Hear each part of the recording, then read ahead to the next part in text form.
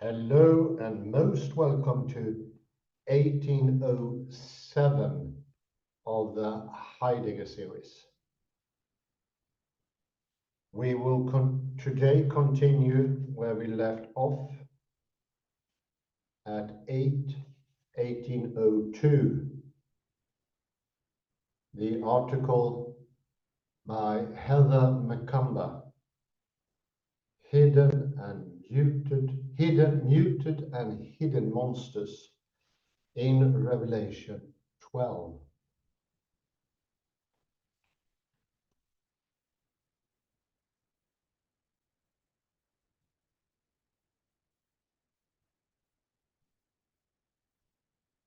Last time we went into the re-entry of the real. A friend of mine, a Swedish, spontaneously said yesterday when I had the opportunity to speak to him briefly over the phone, that's remarkable.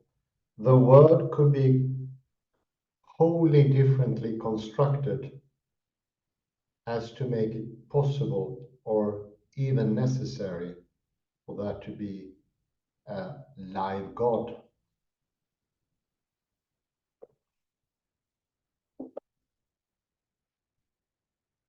And that was coming from someone who never in his adult life ever even thought about the possibility.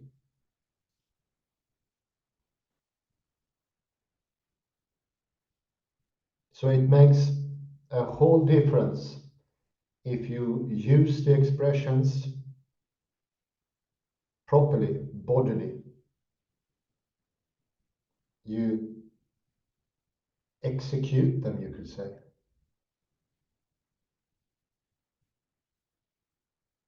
They are doing. I metaphor Christianity as dead concepts. It's not hard for a child to sense that there is nothing behind the concept of soul, God, free will. For some reason, that was not enough to convince me that there was no God. But when I went to communion camp, which is pretty much a very obligatory thing once upon a time in Sweden, I'd say no one of the participating adolescents left the camp after 1 month with a faith or belief in God. We had 1 month of exposure with priests, pretty newly examined and given having done their pledge and getting their coat. That was more than enough for an adolescent that still sensed that there was nothing behind what they said.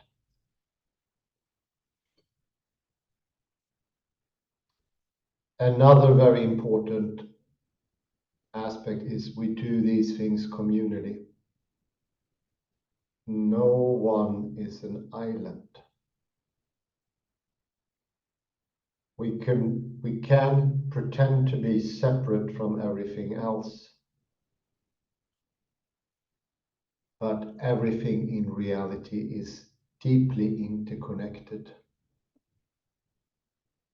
And strictly speaking, not possible to cut off from the flesh of reality.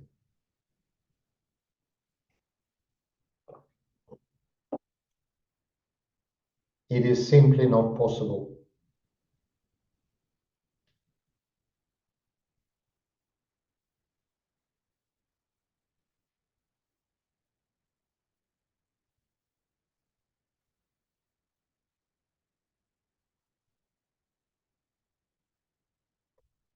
It's deeply ingrained. A word is not a word without its use. and the use is extraordinarily complicated. It is its flesh, so to speak. It is what makes it real. Reality stems from that living flesh.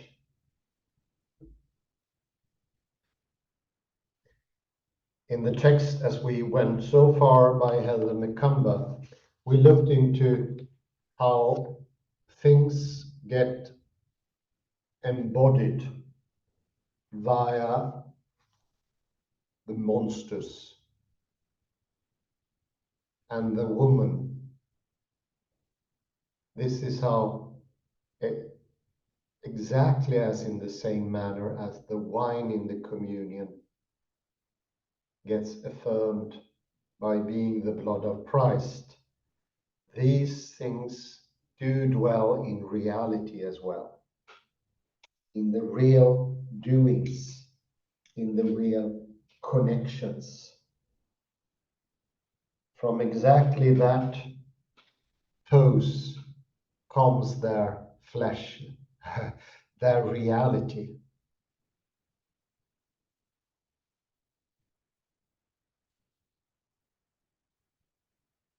They become real. For the two priests that educated me in Christianity, all those things were just lexical concepts, stillborn, no longer alive, and it was almost like they'd never ever been alive. I will continue on page 95, or in the internet version, that is page 7, where I left off at 1802.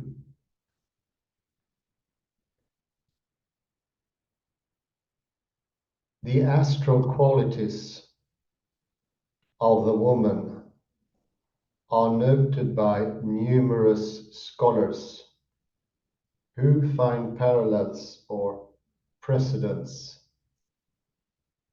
with specific ancient goddess figures.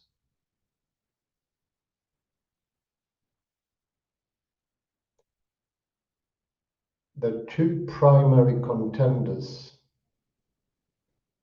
are Leto and Isis, both mothers whose children are threatened by an adversary and who are rescued by a powerful deity.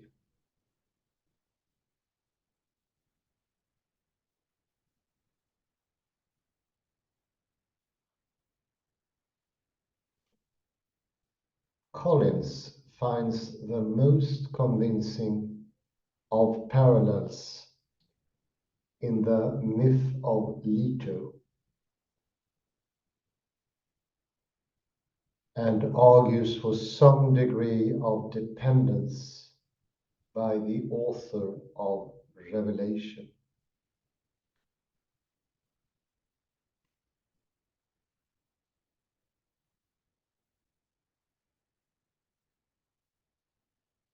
Specifically, she links the aggression of the serpentine python with the apocalypse's dragon,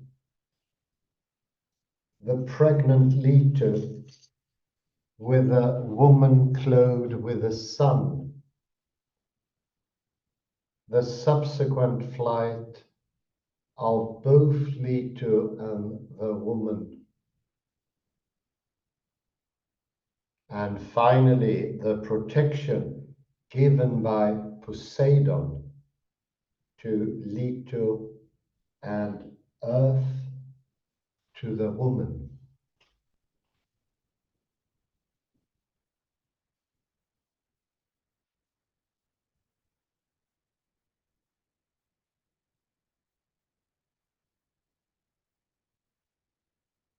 These parallels are convincing, and the influence of the Leto myth material is evident in the shaping of Revelation 12.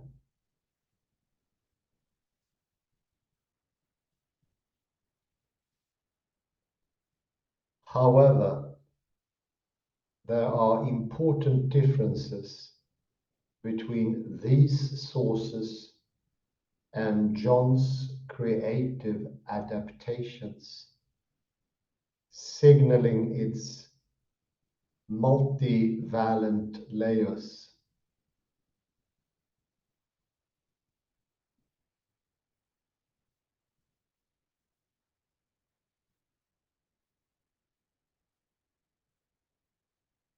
David L. Balch also points to the influence of other ancient myths, especially those featuring the Egyptian Isis, found prominently in Roman domestic art.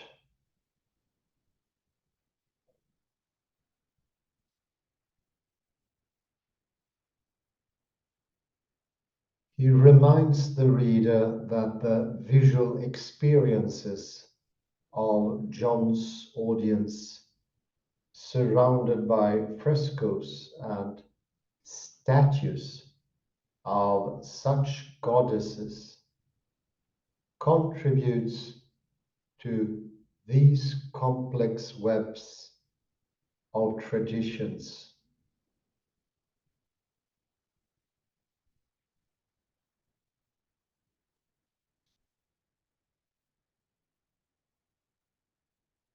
Although Collins ultimately argues for Leto as the most convincing of parallels, she notes similar patterns throughout the ancient world, including Akkadian, Hittite, Ugaritic, Jewish, Egyptian, and Greek.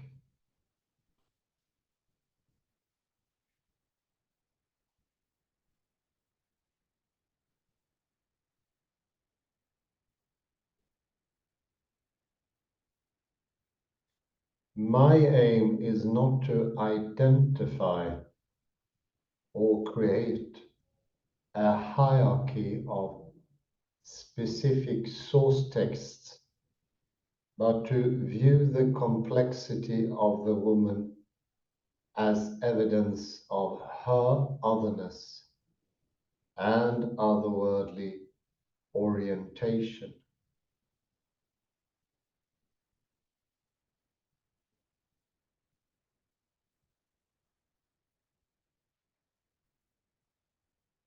Michelle Fletcher's application of pastiche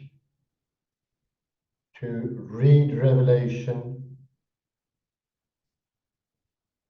is helpful in this instance to appreciate how John interweaves multiple traditions.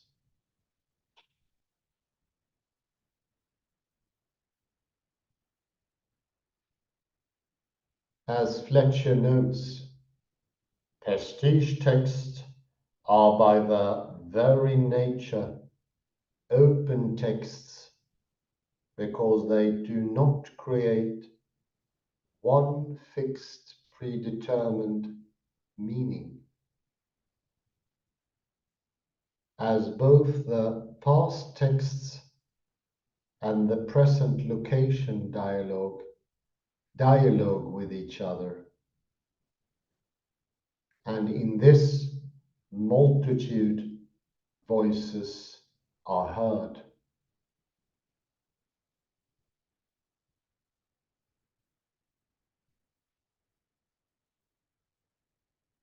The confusion around the woman's identity is understandable, considering the extensive fusion of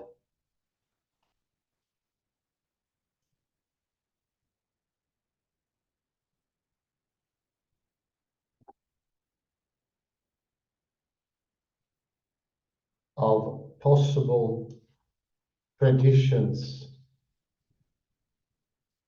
that John is combining and reapplying in her presentation.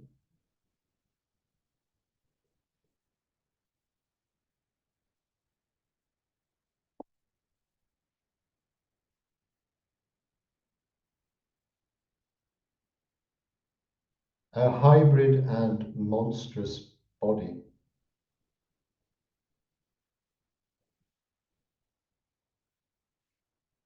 Surprisingly, little attention is paid to the physical metamorphosis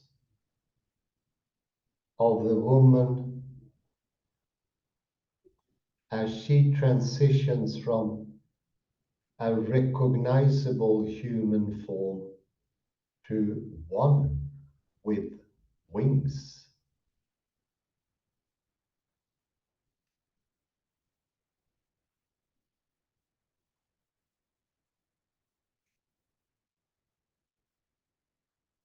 As noted above, this woman is less than typical with her astral adornments and her positioning in the heavenly realm.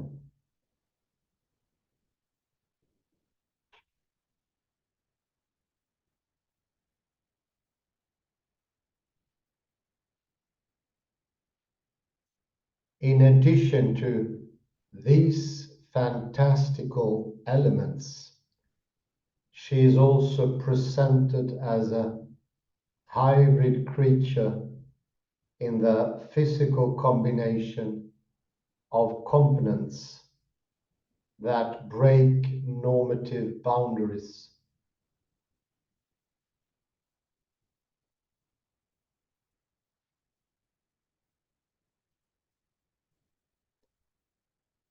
The woman is simultaneously both human and animal, with the addition of divinely provided wings.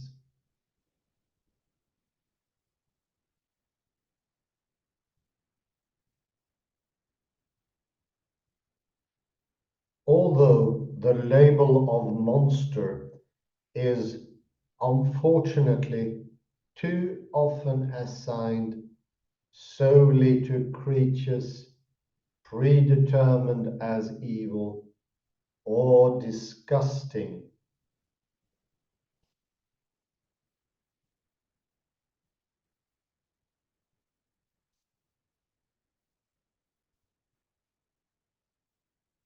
it is an apt descriptor for all cosmic beings that challenge boundaries.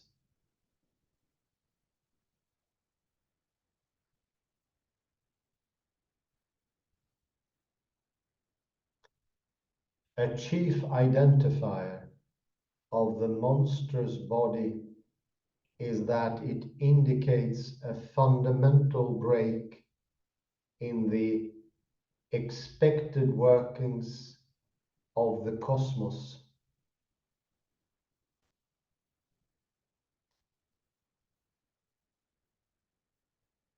This is frequently represented in the physical hybridity of the monster's body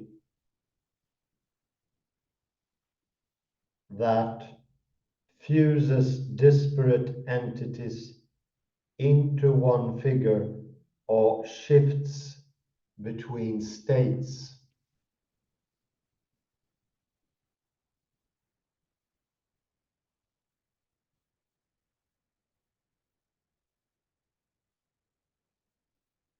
In each instance, the being is the other, refusing to fit the categories that govern the normal world.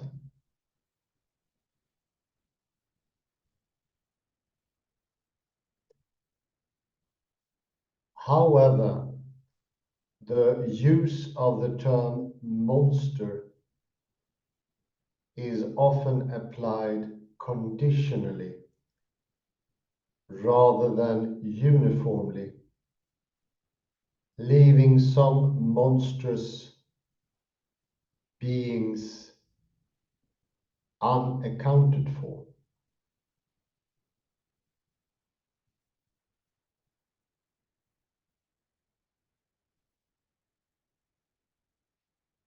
This is especially true when a monstrous entity is viewed as beautiful or attractive.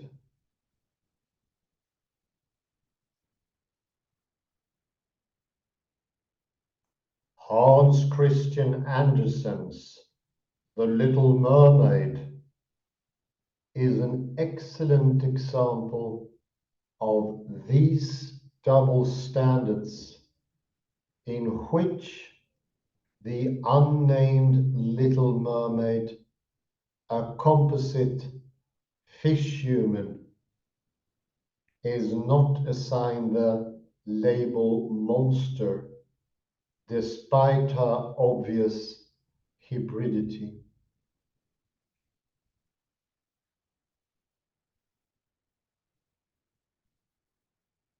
In contrast, the sea witch, who likely shares with the Little Mermaid a similar fish human body, is associated with objects of disgust that include a slimy abode, hybrid animal plants that kill, a frog eating from her mouth, and snakes that crawl over her body.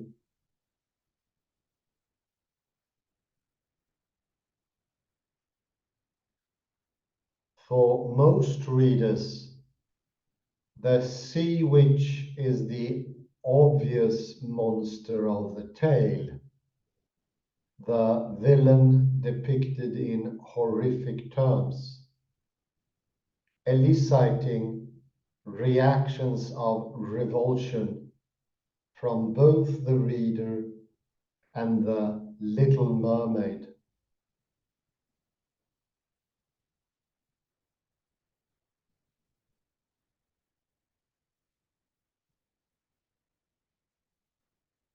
Two monstrous creatures, and yet the monstrosity of the Little Mermaid lies hidden in the perceptions of the audience. It is the Little Mermaid's perspective that readers, viewers adopt, even though she is just as other and strange. A hybrid,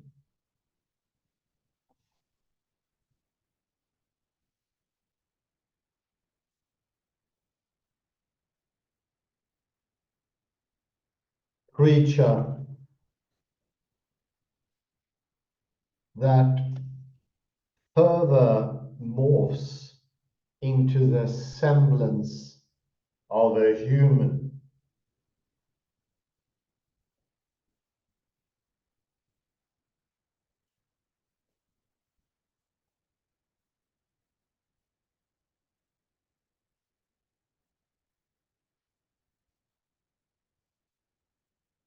Similarly, scholars have neutralized the remarkable addition of the woman's fantastic features in Revelation 12.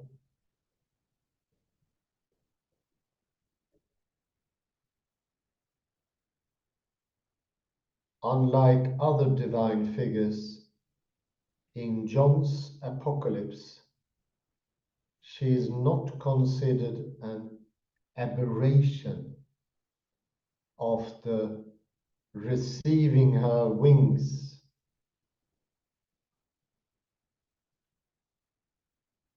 This is likely due to the divine origin of the wings.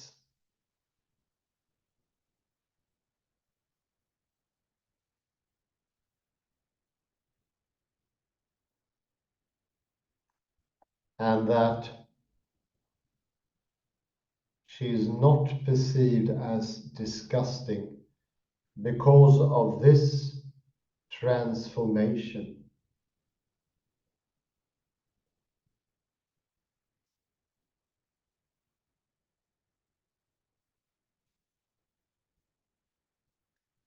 Even when some scholars note the wings of the woman, they are viewed as through the agency of natural forces and thus downplay her extraordinary body.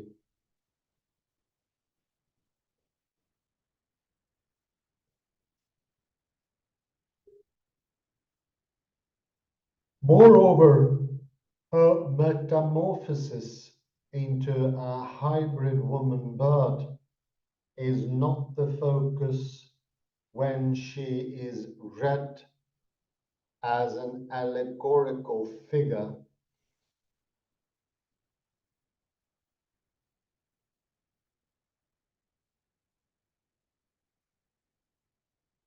Instead, links are drawn to Exodus traditions that use the metaphor of eagle wings to refer to God's divine provision for Israel. Again, normalizing this fantastic element of her body.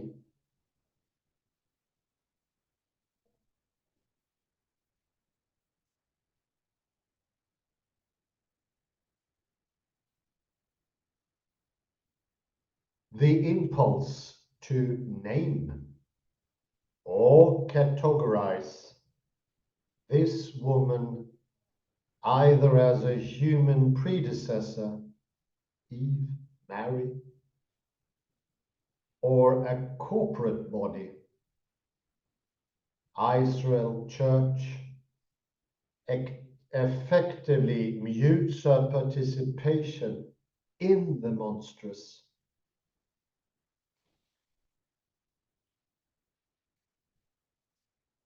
She is read against these figures rather than as her own independent character who does not adhere to normative rules.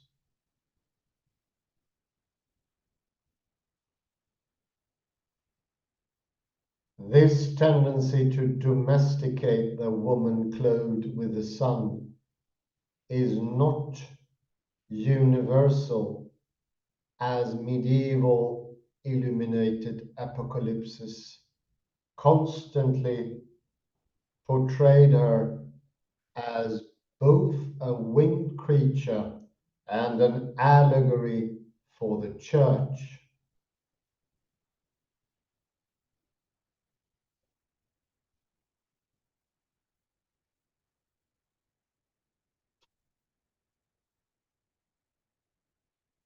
Indeed, the Trinity Apocalypse even highlights an angel outfitting the woman with a pair of wings.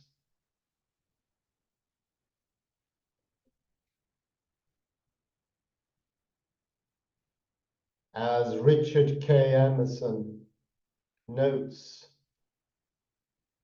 literal and allegorical readings could stand alongside each other in these illuminated manuscripts.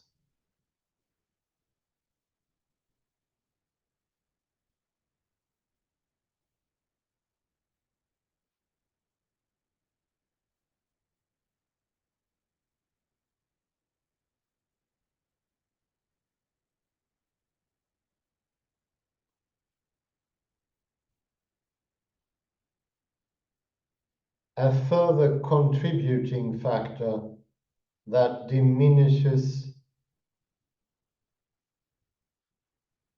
an appreciation for the woman's extraordinary composite body is the focus on select goddesses who lack a similar metamorphosis. Collins has noted that the giving of wings to the woman relies on the Leto myth, where she is rescued by the north wind. The other major contender,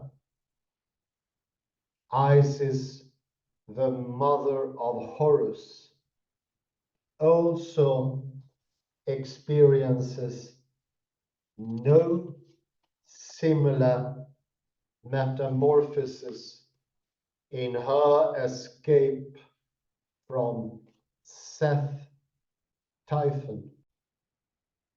My aim is not to diminish the importance of these examples as influences, but to propose that their predominance has obscured other relevant examples.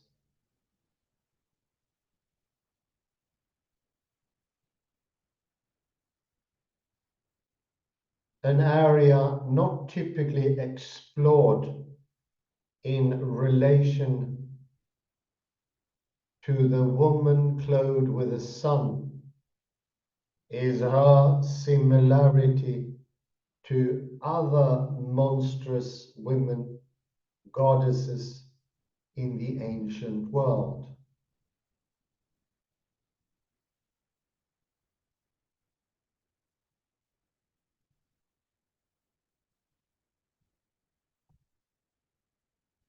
The metamorphosis of women into animals or objects is not uncommon in Greek and Roman sources, especially when fleeing a powerful deity.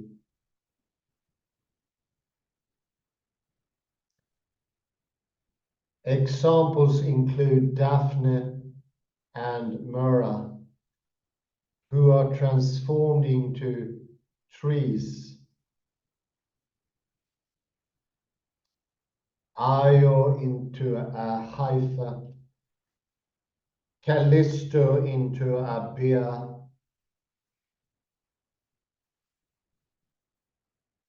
and later a constellation, and Hippe into a horse and constellation.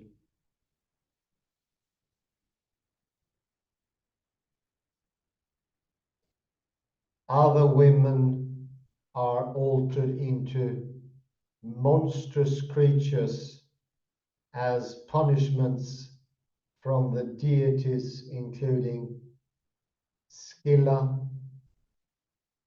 Medusa, Charybdis,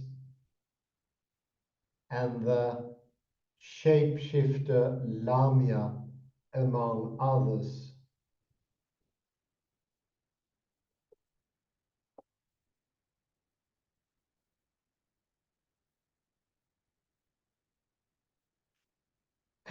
Depending on the reader's perspective, only some of these women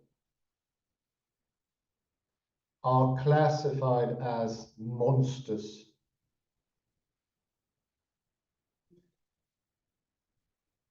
Typically, those that exhibit hybrid features of snakes rather than the more accepted trees or animals.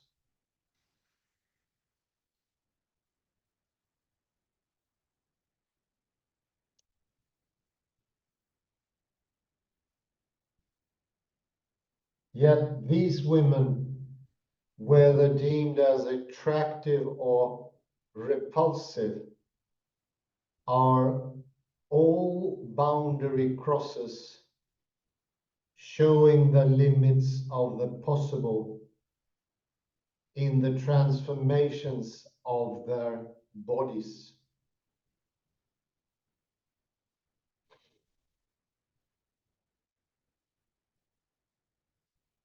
Similarly, the woman clothed with the sun's own mutation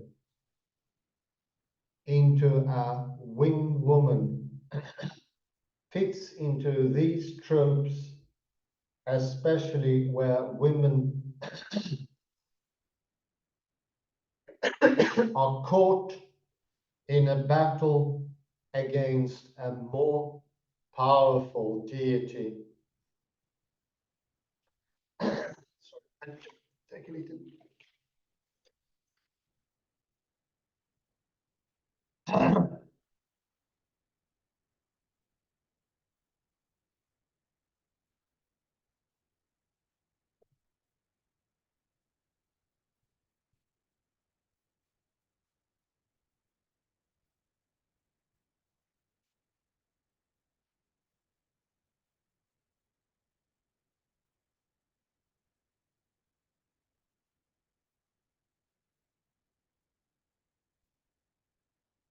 Leto and Isis myths remain primary conversation partners as primary conversation partners. But tales of female metamorphosis should also be considered.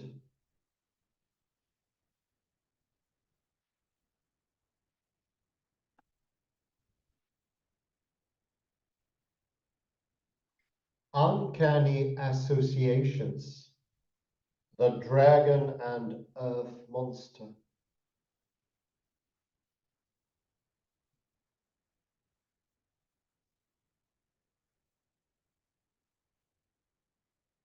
The multiplicity of literal and allegorical interpretations of the woman clothed with the sun underscores the complexity of this figure.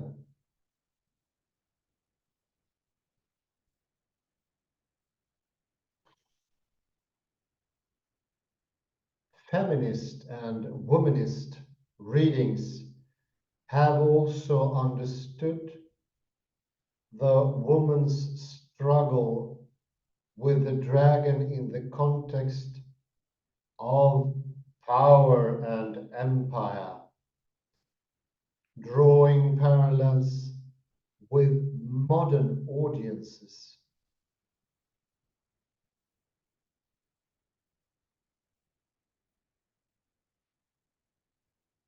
Dorothy A. Lee proposes that the text invites a closer connection with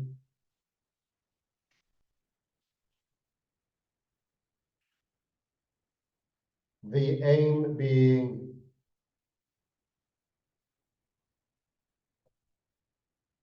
to evoke common experience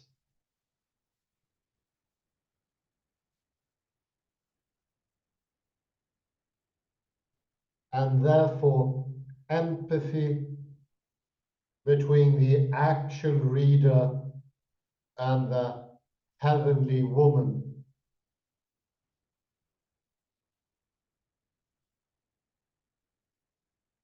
These interpreters helpfully center the experiences of the woman of Revelation 12.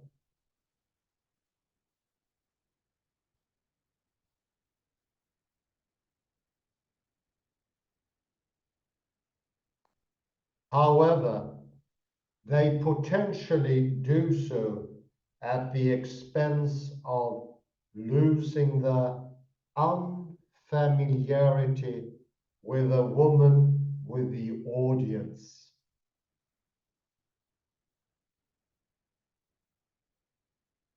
Her humanity, especially her suffering, define the contours of the reader's understanding rather than exploring her otherness.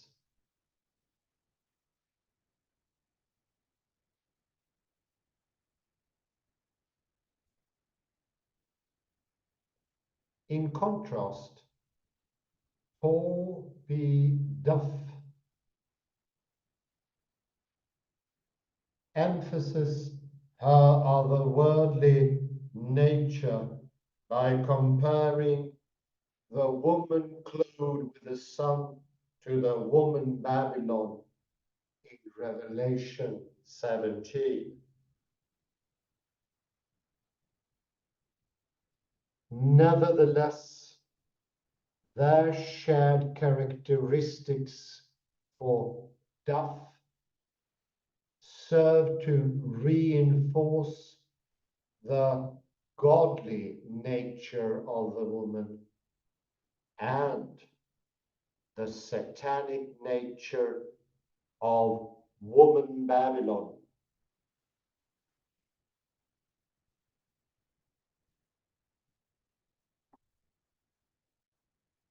By classifying this woman of Revelation 12 as godly, it further neutralizes her otherness and obscures her similarities to other monstrous entities.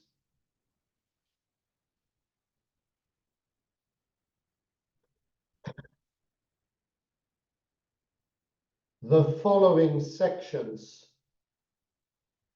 explores her alliance and participation with the uncanny, specifically centered around the combat myth.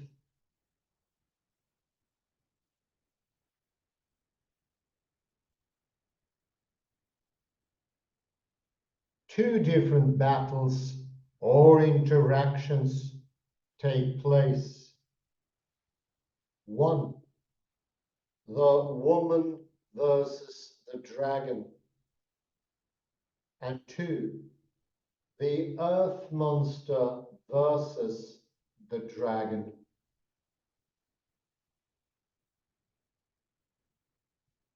Rather than isolating the woman of Revelation 12 by seeking to name and categorize her,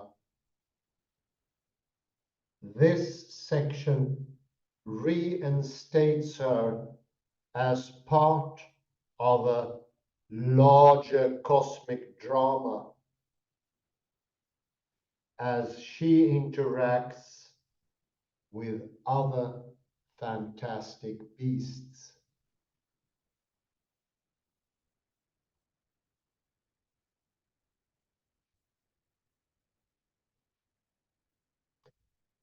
I think that could be a good spot to put a point.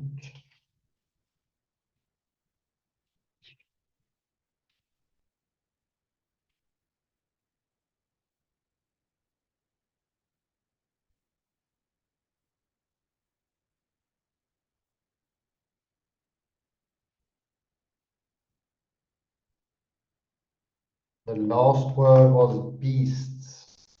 Beasts, I think. Not normal beasts, but fantastic beasts.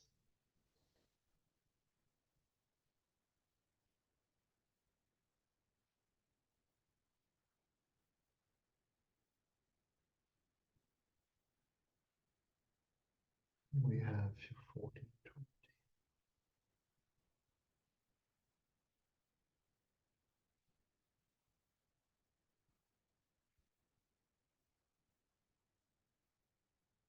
On this glorious day, one might say, our king is celebrating 50 years today as a ruling monarch. That is in itself something to be remembered.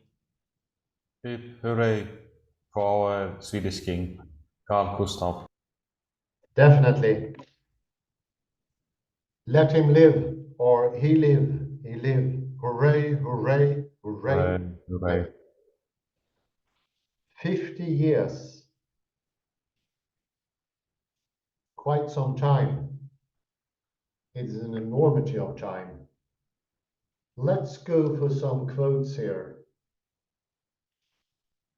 Let me see.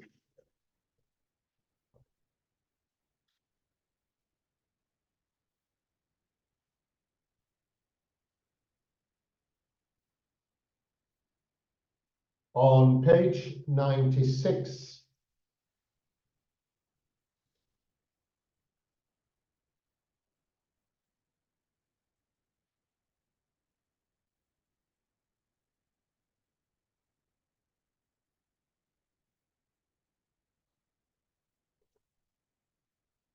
there is not an actual quote, but there is an interesting mentioning that when the woman has a physical metamorphosis, when she gets winged,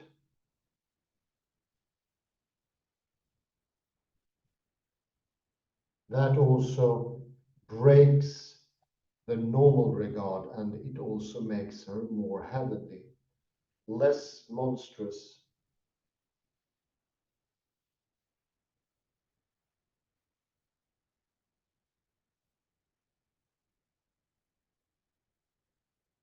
If we go to line, let's see here, 6, 7, 6, I think.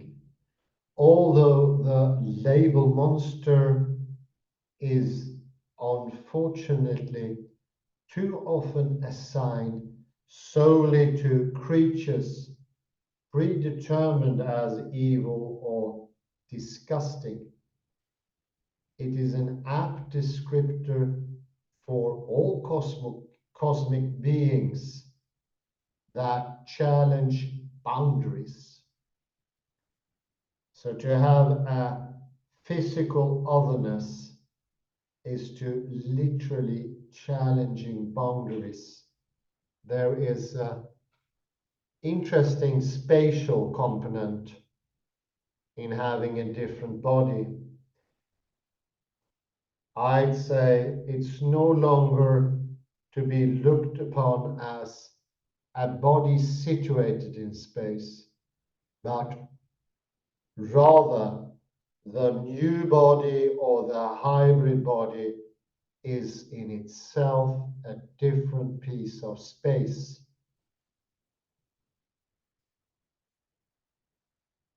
And then you do recognize that there is no disjunction between something that might have been called space and the other one being situated or localized.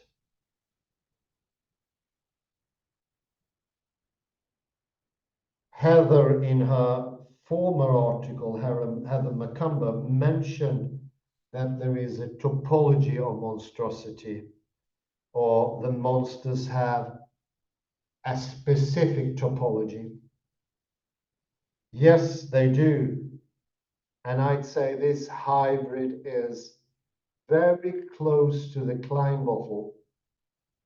The change that takes place, and listen now, is also to be a change in morality or attitude. By changing or being changed, they go from goodness to evil or vice versa. It reminds me strongly of the Matrushka, the Russian dolls that was brought up by the Argentinian Israeli Lucio Diego Rapoport, how they interconnected so they were never completely apart from each other.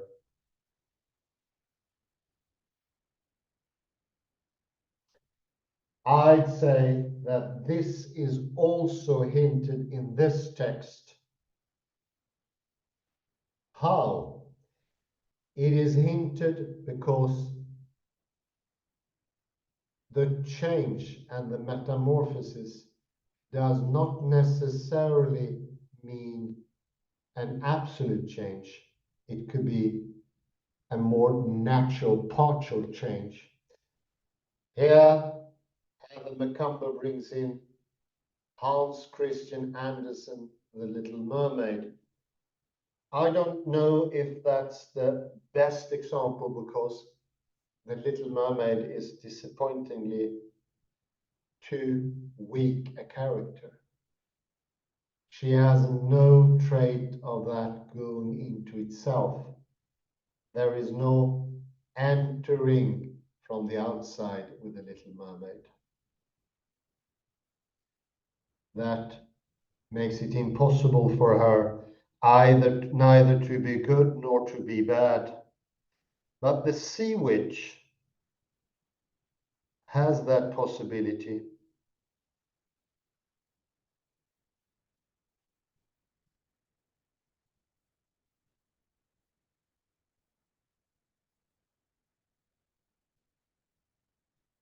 And on the 8th line from the bottom, we can read about the sea witch. In contrast, the sea witch, it's 8 lines, you need to go up a little bit more. In contrast, the sea witch, who lightly shares with the Little Mermaid a similar fish human body. So it's the same. Is associated with objects of disgust that include a slimy abode, hybrid animal plants that kill, a frog eating from her mouth, and snakes that crawl over her body. This is entering of the outside into the inside.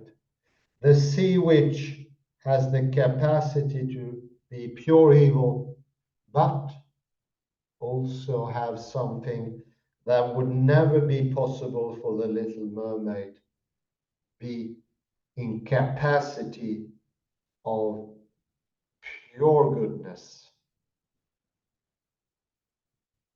So you see here how the physical structure or the appearance enters into the character. So you become evil because you change in evil ways.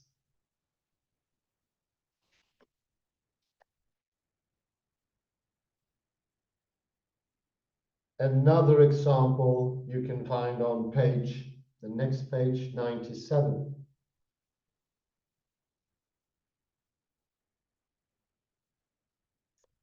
The woman, the 3rd line, and she become winged. And what happens with her with the winging procedure is over. This is likely due to the divine origin of the wings, and that she is not perceived as disgusting because of this transformation Do note it is a transformation of the inner and the outer. And now she gets a double origin. She has a double take.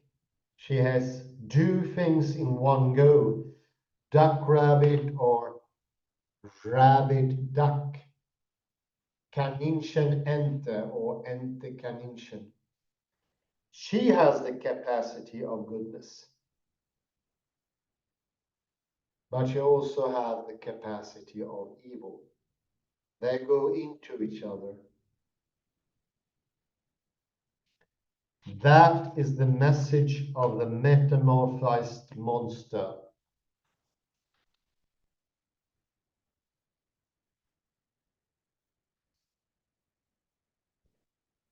And this has been going on before Christianity as well. There's some nice mentioning on page 98, 6 lines down. Examples include Daphne and Mira, who are transformed into trees, Io into a Haitha, Callisto into a bear, and later a constellation, and Hippie into a horse and constellation. Other women are altered into monstrous creatures as punishments from the deities, including Scylla, Medusa, Charybdis, and the shapeshifter Lamia, among others. And I really like here the mentioning. It's an interesting synchronicity. Scylla and Charybdis is also a very good denominator for fractality, because you need to stir free both of Scylla and Charybdis in the liminal zone.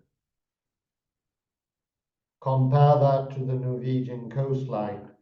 And in the liminal zone, in between us, that's where you can find pure goodness.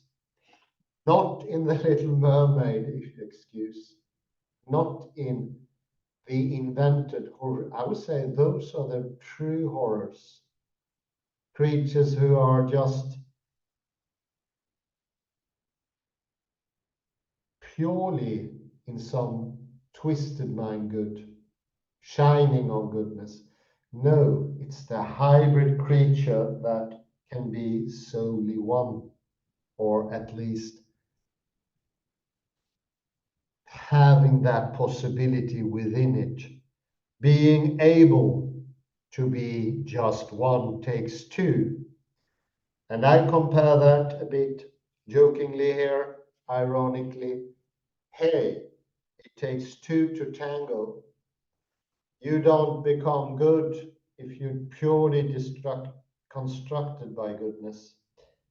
It may be a good example of this right hemisphere understanding is the double god, goddess, it's even that, god, goddess, of Shiva Kali in Eastern tradition. Shiva is the woman creator and Kali is the destructor. Shiva is bright, Kali is the dark, the night. But only that combination can bring out goodness, not monosemic tendencies, which we discussed before with Ian McGilchrist.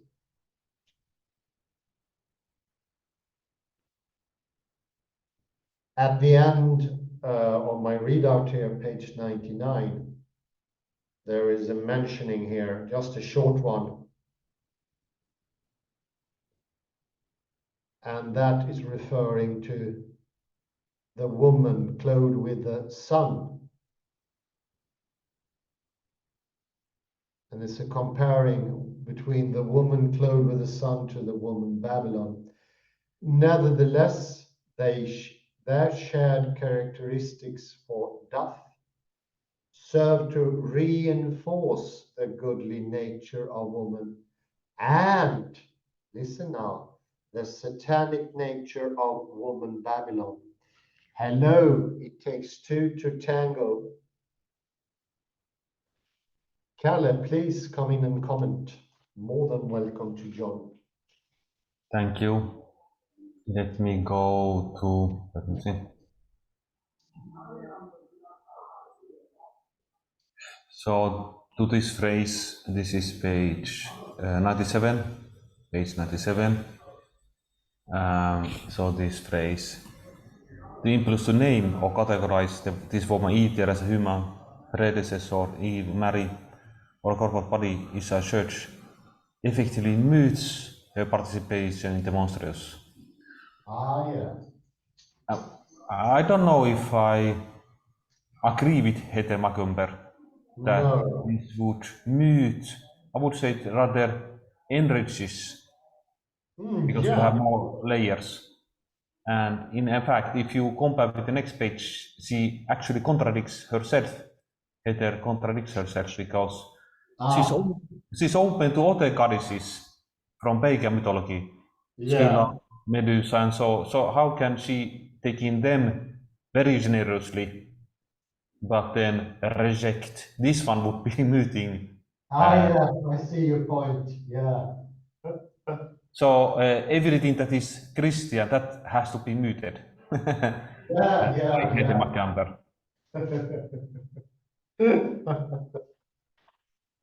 Oh, very true. I think that was well captured. Great. So I would say it's not question of either or. I am open that there is references to pagan mythology.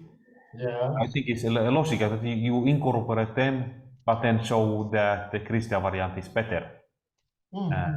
Like you could take example of Pantheon, the church Pantheon in Rome. It was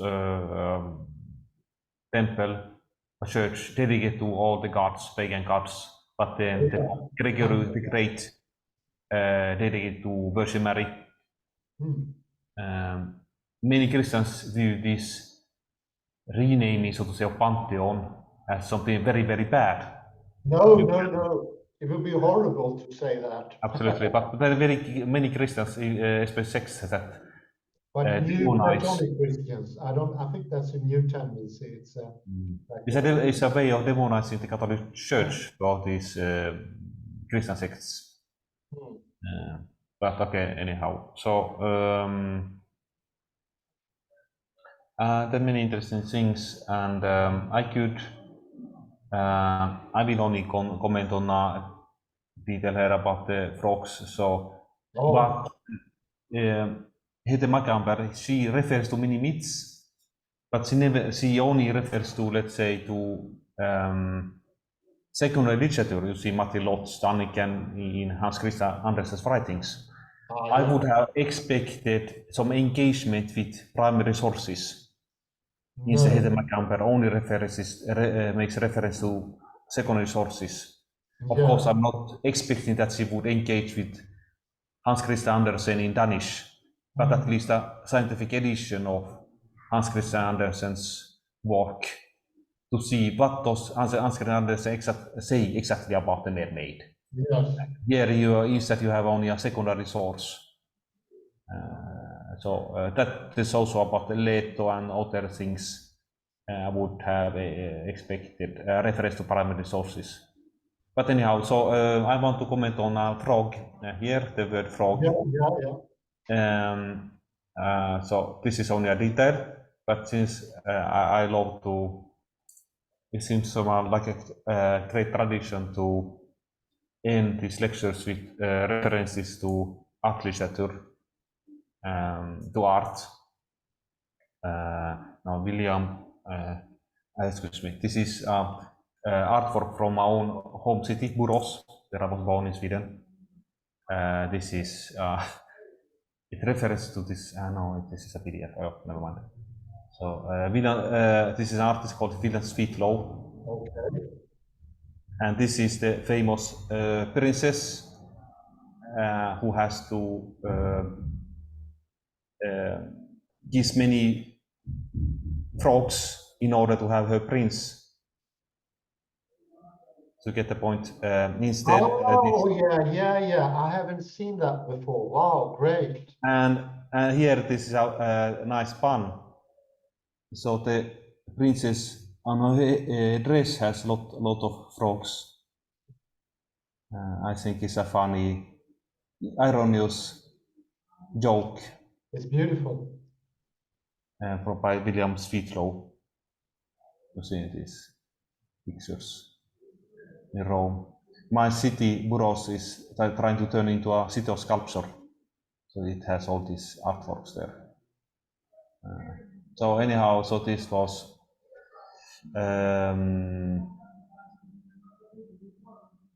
do you want to say something, concluding words? Well, I think it's interesting that synchronicity once more.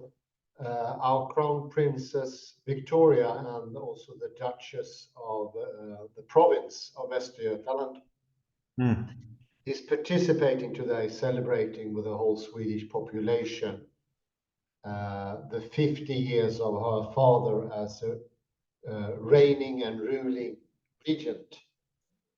Yes, indeed. And here, this was actually a gala dress by Sweden Sweetlow, a wedding gift from the city of Borås to the Västergötland. The Royal Highness Crown Prince Victoria and her husband, the Förbindelse Daniel Wessling. It's a nice synchronicity indeed. It's definitely, it's very nice. Look at that one. Royal connections today. If you kiss a frog, you find a prince, and there is some irony to this. Do you get? I think there is an irony. I'm not 100% sure, but you know what that could be. Yes, I don't know if the husband to be Daniel Wessling appreciated the combat to a frog. Well, I think that's the point, because he's the first to. Well, she's a crown princess, and he's not of nobility at all. So he's most definitely a frog, and that is a transformation.